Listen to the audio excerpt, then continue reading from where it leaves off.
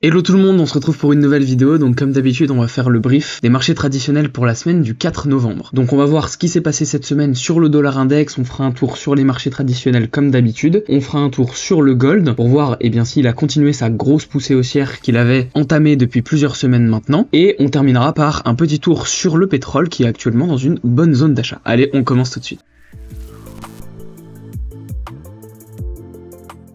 Donc je suis actuellement sur le graphique du dollar index en daily, on va se mettre en weekly rapidement juste pour voir globalement où est-ce que nous sommes dans une time frame un peu plus élevée. Donc on voit qu'on a eu une forte poussée haussière en 2022 puis un bon retracement au niveau des 100 points. On a eu notre correction haussière qui nous a ramené au niveau des 105 points et depuis quelques semaines maintenant, on est revenu tester le niveau des 103 points qui est un niveau vraiment clé sur le dollar index. Comme dit depuis plusieurs semaines, on a du mal à casser ce niveau à la baisse. Je vous l'ai dit depuis au moins 2 ou 3 semaines maintenant qu'il était possible qu'on ait un rebond sur les 103 points et c'est ce qu'on a eu cette semaine. Donc si je me mets en daily pour qu'on voit un peu plus précisément ce qui s'est passé dans la semaine, on voit que le prix est revenu tester le niveau des 104 points puis a été rejeté et on se retrouve maintenant en dessous, très légèrement en dessous des 104 points et pourquoi pas revenir tester les 103 points et ensuite notre trendline ici qui était la borne haute du précédent grand range que l'on a eu il y a quelques mois maintenant. Au niveau du dollar index, rien de plus à signaler, on voit qu'on a eu donc une petite correction haussière qui n'est pas allée très haut, ça nous a ramené juste au-dessus des 104 points, puis le dollar index a déjà commencé à retracer. Ce qu'on attend maintenant pour les semaines, les jours et les semaines à venir,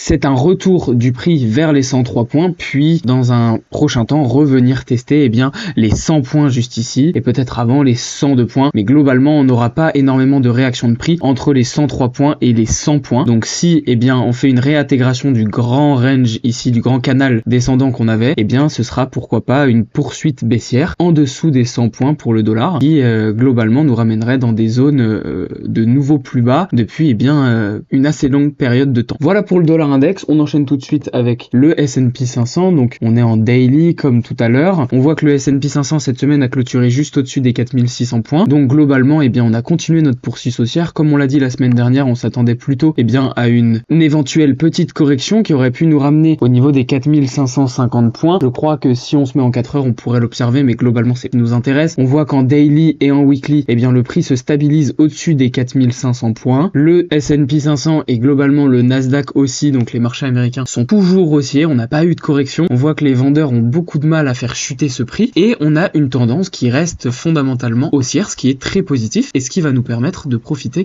d'un prochain flux haussier très intéressant. Si on active les moyennes mobiles, on voit juste ici que la moyenne mobile 20 est au niveau des 4550 points, donc ça pourrait être un premier support dans une éventuelle petite correction en daily pour ensuite repartir comme ceci. Si on doit avoir une correction un peu plus violente, on a ici une confluence entre les volumes profile au niveau des 4370 $ et la moyenne mobile 50 qui est, comme je vous le rappelle, une moyenne mobile très utilisée par les institutionnels. Donc si on a une petite correction, pourquoi pas aller retester la moyenne mobile 20 et dans une éventuelle correction un peu plus puissante, on pourrait aller retester la moyenne mobile 50 et les niveaux de volume profile juste ici au niveau des 4370 $, voire 4400 $. Ce qui ne remettrait pas en cause la tendance qui reste fondamentalement haussière sur le S&P 500. Si on fait un tour rapide sur le Nasdaq, on voit que globalement c'est la même chose, même si le Nasdaq est toujours un peu en avance. On voit que il avait pris de l'avance sur le S&P 500, avait fait de nouveaux plus hauts sur un an, et là on a eu cette semaine une petite correction qui nous a ramené quasiment sur la moyenne mobile 20, donc qui correspond à une petite correction, mais la tendance reste haussière, le momentum reste clairement acheteur. On voit que les vendeurs ont beaucoup de mal à faire chuter ce prix, donc comme pour le S&P 500, si on doit avoir une correction, pourquoi pas aller retester ici la moyenne mobile 50 et cette grosse zone de volume profile qui maintenant va faire office d'un énorme support. On peut voir si on se met en weekly, à mon avis on va observer une forte zone de volume profile, voilà juste ici cette énorme zone de volume profile qui fait maintenant support, qui fait maintenant office de support et qui va être très compliqué à casser à la baisse, ce qui nous encourage à penser que la tendance va continuer à être haussière dans les semaines et les mois à venir. Donc il faut rester bullish sur ce marché. Clairement le marché américain sont très haussiers, les vendeurs ont beaucoup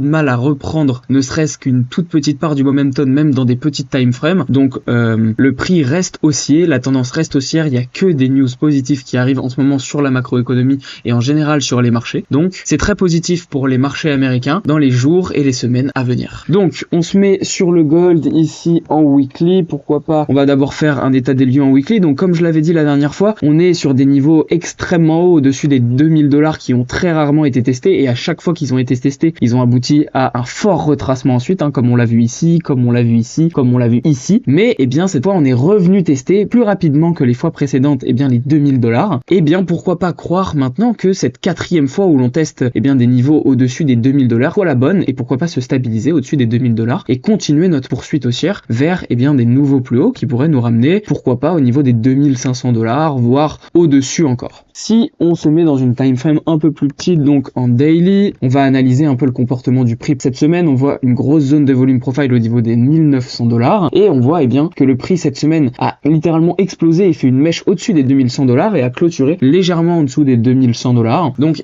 maintenant, on est clairement plus dans une zone où il faut rentrer en position acheteuse. Pourquoi pas rentrer dans une position vendeuse, où on l'a vu précédemment, on a eu 4 backtests en weekly qui montrent que à chaque fois que le prix va tester au-dessus des 2000 $, on a un retracement dans les semaines à venir, et d'ailleurs des très beaux retracements. Donc pourquoi pas jouer un short actuellement sur le gold sur les mois à venir. Personnellement, ouvrir un short actuellement sur le gold, c'est pas quelque chose que je vais faire, parce que globalement les news que l'on a sont plutôt positives. Le gold a vraiment une grosse force acheteuse, on le voit ici avec cette énorme hausse que l'on a eu avec 2 phases haussières, donc ici et ici. On voit vraiment que les hausses sont très puissantes, donc les acheteurs sont clairement présents sur ce marché. On a en plus les banques centrales à travers le monde qui soutiennent le prix de l'or en achetant encore et encore de l'or pour remplir leurs réserves. Donc globalement la narrative n'est clairement pas baissière sur le gold, c'est pour ça que je vais pas tenter d'ouvrir une position short. Je vais attendre de voir comment réagit le prix, et si je vois des signes de retournement, pourquoi pas ouvrir une position short une fois qu'on aura cassé cette zone de volume profile ici par exemple en daily, pour target le trou de volume profile juste là et des niveaux plus bas, ou une réintégration du canal descendant qu'on avait juste ici. Ça pourrait être une bonne zone de take profit. Voilà pour le gold. Globalement il n'y a pas non plus grand chose à dire sur cet actif. On voit que la tendance reste baissière. Après on est actuellement dans une zone d'incertitude sur le gold, donc on attend de voir ce qui se passe la semaine prochaine. On voit si le prix arrive à se maintenir au-dessus des 2000 $, voire au-dessus des 2050 $, et en fonction du comportement du prix, pourquoi pas rentrer en position par la suite en fin de semaine prochaine pour profiter du prochain flux, qu'il soit acheteur ou bien vendeur. Voilà pour le gold. On va terminer cette vidéo sur le Brent, qui correspond au cours du pétrole. Donc on voit que si vous suivez la chaîne GSZ Trading depuis quelques semaines maintenant, j'avais ouvert un short au niveau des 90 $ que j'avais coupé en positif de, je crois, plus 10 ou plus 15%. C'était un trade qu'on avait partagé sur le groupe privé, le club, et j'aurais peut-être dû le garder plus longtemps. De base j'avais ouvert ce trade sur quelques jours. Finalement je l'avais clôturé parce que je pensais pas que le pétrole pouvait retourner chercher des niveaux pouvait aller rechercher des niveaux plus bas que les 80 $. Finalement on est actuellement au niveau des 75 $. Si on se met en weekly, on va voir qu'on est sur des niveaux plus bas que l'on a déjà testé plusieurs fois, donc ici et maintenant ici. Donc on pourrait pourquoi pas aller un tout petit peu plus bas au niveau des 70 $, mais globalement on est actuellement sur une zone de volume qui est assez importante. On sait que le prix normal du pétrole est approximativement compris entre les 75 et les 80 $. C'est à peu près le prix que les Saoudiens et les gros producteurs de pétrole à travers le monde ciblent, parce que c'est le prix normal pour une croissance optimale et des profits qui sont suffisants pour l'Arabie Saoudite et les gros producteurs de pétrole pour qu'ils puissent commercialiser leur pétrole à bon prix. Donc globalement on est sur des niveaux assez bas en weekly que l'on a testé plusieurs fois. Vous voyez ici que vraiment situation qui pourrait être favorable pour ouvrir un long. Donc pourquoi pas la semaine prochaine, en fonction du comportement du prix, d'ouvrir un long. Dans un premier temps de target les 80 $, donc un retour sur ce pic de volume profile ici, ou ce trou de volume profile juste là au niveau des 80 $, 85 $, et pourquoi pas ensuite en fonction du prix, si on arrive à refaire de nouveaux plus hauts et revenir tester les 90-95 $, profiter d'une expansion du prix du pétrole. Il faut savoir que si nous rentrons en récession au premier trimestre voire au deuxième trimestre de 2024, on pourrait avoir une explosion du prix du pétrole qui s'accompagne en général de la récession. Donc on serait actuellement dans une super zone d'entrée pour profiter du prochain flux acheteur du pétrole qui pourrait nous ramener dans des niveaux quasiment jamais vus, au niveau des 120, 130 voire 140 $. Voilà pour la vidéo d'aujourd'hui, j'espère que ça vous aura plu. N'hésitez pas pas à poser des questions dans les commentaires et à rejoindre le groupe privé ou bien notre Discord communautaire pour profiter d'encore plus de ressources. Allez, ciao, à la semaine prochaine.